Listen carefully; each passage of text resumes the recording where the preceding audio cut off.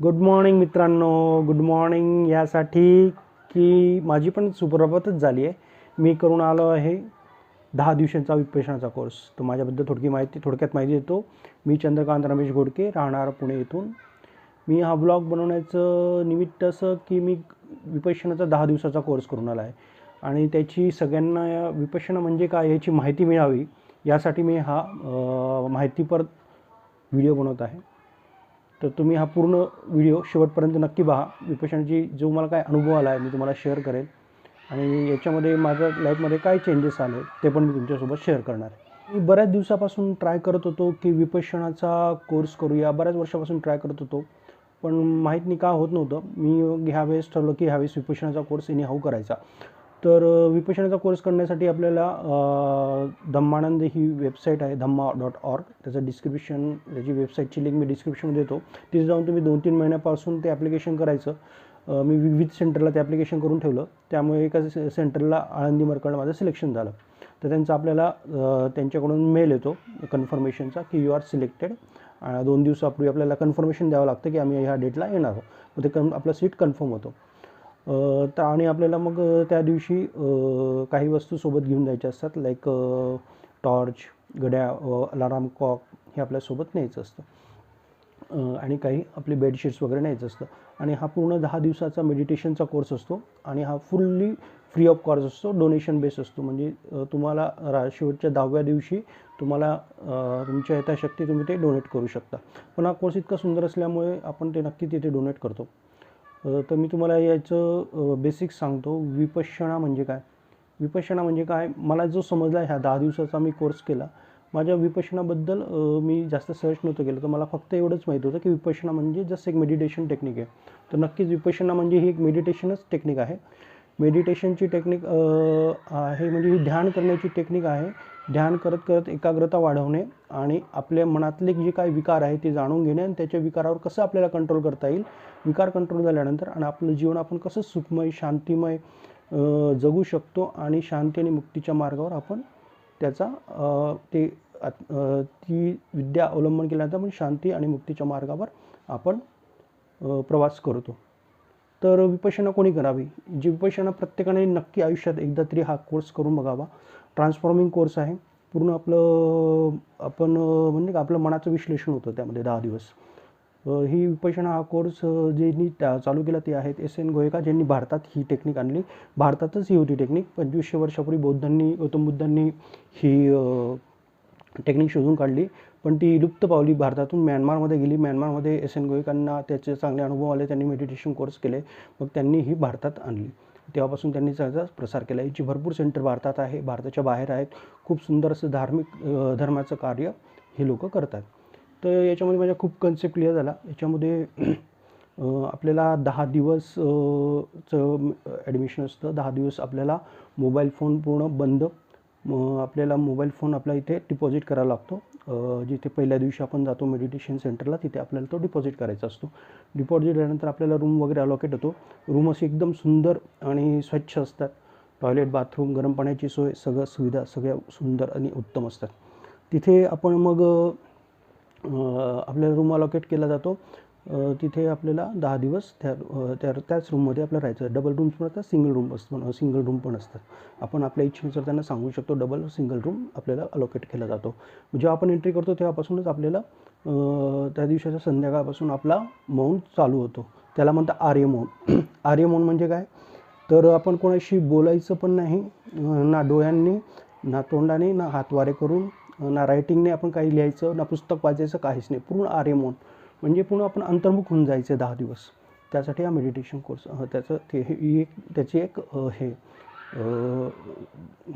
त्याची ही टेक्निक आहे. तर आपला पहिला दिवस होतो. पहिला दिवस आपल्याला याची मी तुम्हाला दिनचर्या सांगतो. दिनचर्या काय असते विपश्यनामध्ये?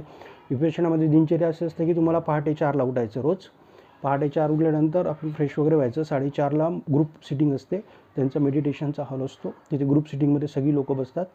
काही लोक जेंट्स असतात, काही लोक असतात. तिथे आपला एक आचार्य असतो, प्रिन्सिपल असतात, म्हणजे एक लेडीज आणि जेंट्स. ते आपल्याला गाईड करत असतात कसं करायचं मेडिटेशन. ते काही शंका असतील तर ते सांगत असतात. तर आपलं 4 ते 9:30 सकाळी 4 ते रात्री 9:30पर्यंत आपल्याला पूर्ण मेडिटेशन करायचं आहे. पहाटे 4 ते 9:30. 4 वाजता उठायचं, फ्रेश व्हायचं 4:30ला. मग पहिले 4:30 ते 6:30 आपली पहिली सिटिंग होते. पहिली सिटिंग झाल्यानंतर मग आपल्याला 6:30 वाजता नाश्ता मिळतो. नाश्ता भरपेट करायचा. नंतर मग 6:30 ते 7 ते 9 आपल्याला गॅप असतो. मग 9 ते 11:30, 9 ते 11 मग परत आपलं मेडिटेशन, ग्रुप मेडिटेशन होतं. ग्रुप मेडिटेशन झाल्यानंतर 11 वाजता मग तुम्हाला जेवण मिळतं. 11 ते 11:30 जेवण मिळतं. जेवण हे एक वेळच असतं दिवसातून, फक्त एकचदा मिळतं. संध्याकाळी जेवण मिळत नाही. तर संध्याकाळी जेवण मिळत नाही. आणि तुम्हाला मग संध्याकाळी जो 5 वाजता मिळतो एक नाश्ता मिळतो आणि एक फळ मिळतं आणि दूध आणि चहा. हे झालं की आपल्याला हे होतं. तर मला पहिली जाण्याच्या अगोदर खूप मनात भीती होती की अरे आपण राहू शकू की नाही, की जेवण केल्याविना म्हणजे संध्याकाळचं जेवणाची सवय जातं, आपल्याला भूक लागेल रात्री तर होईल की नाही. तर तिथे आपल्याला काही ॲक्टिव्हिटी नसतात ना, फक्त आपल्याला मेडिटेशन करायचं आहे दिवसभर. त्यामुळे एकदम सात्विक आहार असतो आणि आपल्याला भूक लागत नाही. म्हणजे संध्याकाळची जेवण वगैरे आपण केलं नाश्त्याचं, नाश्त्यामध्ये मुरमुरे मिळतात आणि दुपारच्या जेवणामध्ये सात्विक जेवण पूर्ण आपलं जेवण मिळतं. कांदा लसूण विरहित जेवण मिळतं. म्हणजे एक वरण भात, 2 भाजी, चपाती, फळं असेल तर फळं वगैरे देतात. आणि सुंदर असतो नाश्ता पण, छान, सगळं सुंदर असतं, टेस्टी असतं, सात्विक. आणि मग रात्री मला झोप लागत नाही. मग पहिल्या दिवशी मग थोडंसं मला अस्वस्थ झालं. पहिल्या दिवशी मी घेतलं मेडिटेशनचा. पहिल्या दिवशी मी कोर्स केला. म्हटलं आता कसा जातो पहिला दिवस माहीत नाही. पहिल्या दिवशी पूर्ण मेडिटेशन केलं.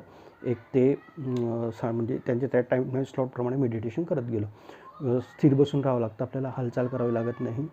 मग पहिल्या दिवशी म्हटलं रात्री झोप लागेल की नाही, नाश्ता केला. नाश्ता भरपेट करून घेतला. मुरमुरे होते. संध्याकाळी 7-10 दिवस तुम्हाला, 9 दिवस तुम्हाला पूर्ण मुरमुरेच मिळतात. मुरमुरेच खायचे आपल्याला संध्याकाळचे. म्हटलं रात्री झोप लागते की नाही, मग 3 प्लेट मुरमुरे खाल्ले. पण रात्री एकदम अशी छान झोप चांगली लागली. मग पहिला दिवस गेला. मग दुसरा दिवस मी काउंट करतो, अरे 1 दिवस गेला, 9 दिवस बाकी. दुसरा दिवस झाला, मेडिटेशन केलं. मग पहिल्या दिवशी मेडिटेशनमध्ये मग आपल्याला ते शिकवतं आपल्या श्वासाकडे कसं लक्ष द्यायचं. म्हणजे श्वास आत जातो, बाहेर जातो, याकडेच लक्ष द्यायचं पूर्ण दिवसभर. तेच बघत राहायचं. दुसऱ्या दिवशी चालू झाला 4:30 ते रात्री 9:30पर्यंत सेम. श्वासाकडे लक्ष द्यायचं, आत कसं जातो, बाहेर कसं जातं. जोरात पण नाही घ्यायचा, हळू पण नाही घ्यायचा, फक्त लक्ष द्यायचं. म्हणजे आपली मनाची एकाग्रता वाढवण्याची टेक्निक आहे. 3 दिवस हे आपण करतो. मग चौथ्या दिवशी आपल्याला विपश्यना द्यायला सुरू होते. ती विपश्यनाची टेक्निक देतात. मग चौथ्या दिवशी आपल्याला विपश्यना टेक्निकमध्ये असं सांगितलं जातं की तुमच्या डोक्यापासून पायापर्यंत आपल्या ज्या काही संवेदना होत आहेत, स्थूल आणि सूक्ष्म, त्या आपण ऑब्झर्व करायच्या, फक्त ऑब्झर्व करायच्या आणि त्या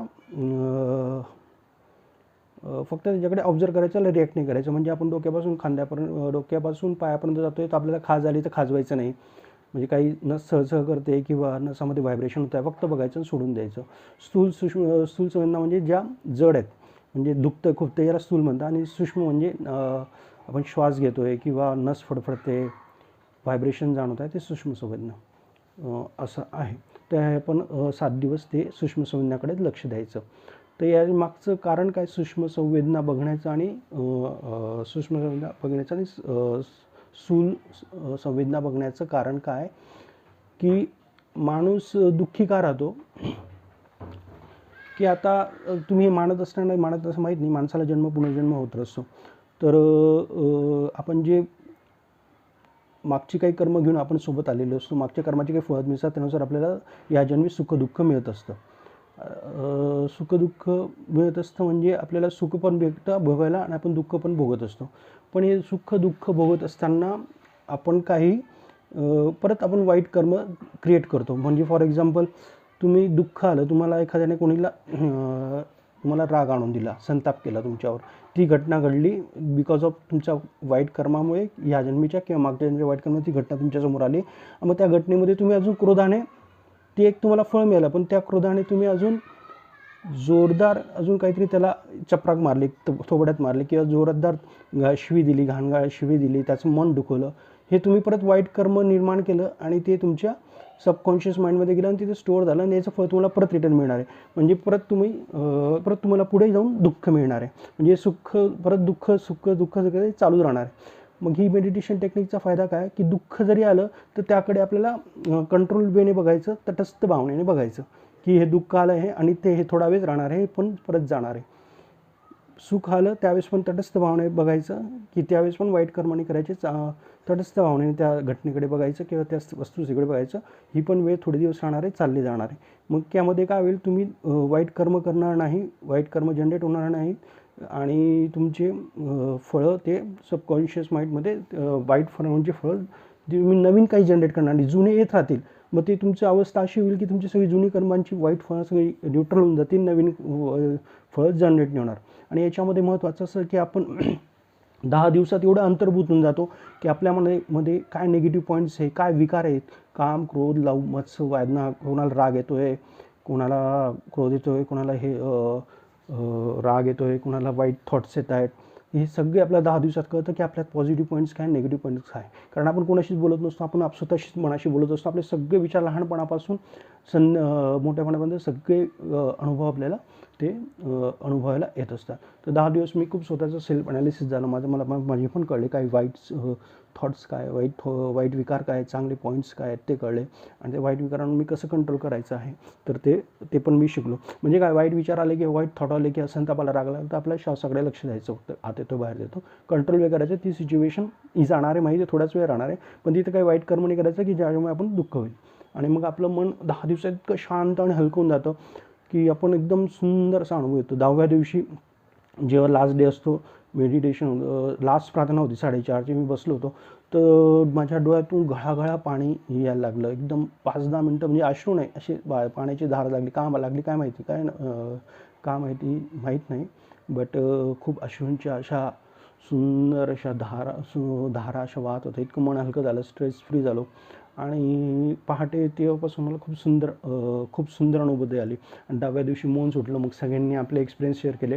लोकांना खूप सुंदर त्यांचे एक्सपिरियन्स त्यांनी सांगितले, कारण कोणाला कसं सेल्फ ॲनालिसिस झालं, कोणाचं म्हणजे दुखणं होतं ते बरं झालं, कारण आपण पूर्ण अंतर्भूत होऊन बघत असतो.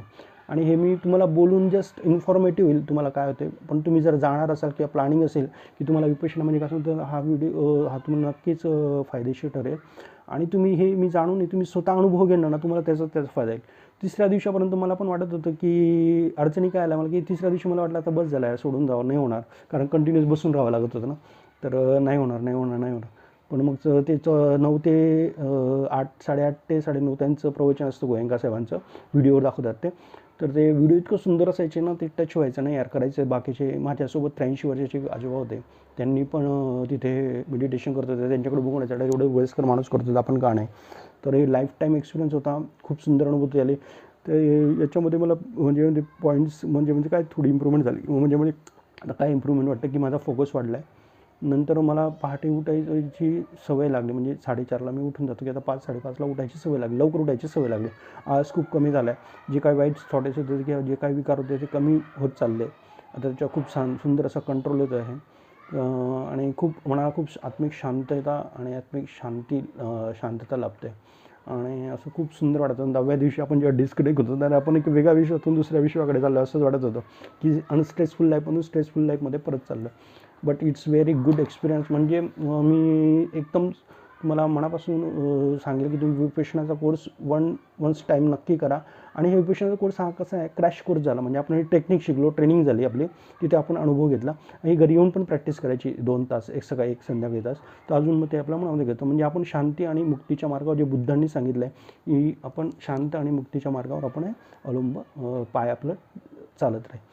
तसा माझा 10 दिवसाचा विपश्यनाचा कोर्स होता. मी आळंदी मरकळ पुणे इथे हा विपश्यनाचा कोर्स केला. सुंदर असं सेंटर, खूप छान. आणि ते सेवेकरी होते, खूप सुंदर, स्वच्छता वगैरे सगळं सर्व अगदी छान. तर तुम्हाला जर करायचं असेल तर तुम्ही नक्की करा, आवर्जून करा. माझी तर सगळ्यांना विनंती आहे की आपण नक्की विपश्यनाचा कोर्स करा. आपल्याला पण आपलं सेल्फ ॲनालिसिस होईल आणि आपण काय करतो आहे ते पण कळेल. अजून एक की ह्याच्यात एक होतं की तिथे ते सांगायचे ती लोकं, म्हणजे मी आध्यात्मिक पण हे करत होतो, म्हणजे आध्यात्मिक पण मी करतो, खूप पुस्तक वाचतो, स्वामींचं करतो वगैरे, गुरुचरित्र वाचतो, हे अनेक गोष्टी करत असतो, मंत्र वगैरे म्हणतो, प्रार्थना करतो. पण इथे गेल्यानंतर मला कळलं की ॲक्च्युअल कसं करायचं आणि ॲक्च्युअल गाईडलाईन्स काय ना आपण काय करत होतो ते कळलं. तर तिथे त्यांनी एक उदाहरण दिलं होतं, ते पण मला खूप कनेक्ट झालं. त्यावेळेस गोयंका साहेबांनी सांगितलेलं की आपण शांतीचा मार्ग शोधत असतो, मुक्तीचा मार्ग शोधत असतो. 4 दारुडे लोक असतात, एका नावेमध्ये बसलेले असतात आणि ते दारू पिलेले असतात आणि ती नावाची गुंटी ती चालवत राहतात, दिवसभर चालवतात, रात्रभर चालवतात आणि सकाळी उठतात, त्यांची नशा उरतात आणि ते बघतात तर काय, अरे आपण तिथे त्याच जागेवर आहे, आपण हल्लोच नाही, का नाही गेलो. तर तिथे त्यांच्या मागे ते बघतात, त्या अरे ती होडीला ती दोरी बांधली ती तिथं त्या बेसलाच बांधलेली, त्याची आपण ती काढली नाही रात्री, त्यामुळे आपण तिथेच राहिलो. तसंच आपलं आध्यात्मिक कार्याबद्दल झालं आहे. आपण नुसतं नावा मारतो, इकडे मारतो, लेफ्ट मारतो, राईट मारतो, आपल्याला वाटतं आपली नाव चालली पुढे, पण तसं नाही आहे.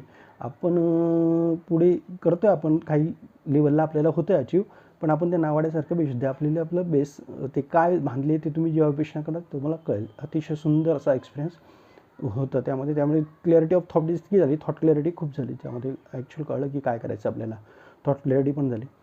सो माझी सगळ्यांना विनंती आहे की प्रत्येकाने एकदा तरी विपश्यनाचा कोर्स नक्की करा, तुम्हाला सुंदर अनुभूती येईल. तर एवढ्यात हा मी माझा व्हिडिओ संपवतो. जर तुम्हाला आवडला असेल तर हा व्हिडिओ नक्की लोकांना शेअर करा, सबस्क्राईब करा आणि सगळ्यांचं मंगल हो. सबका मंगल हो, सबका मंगल हो, सबका मंगल हो. ओके, चलो बाय. नक्की करा विपश्यना. Yes, bye.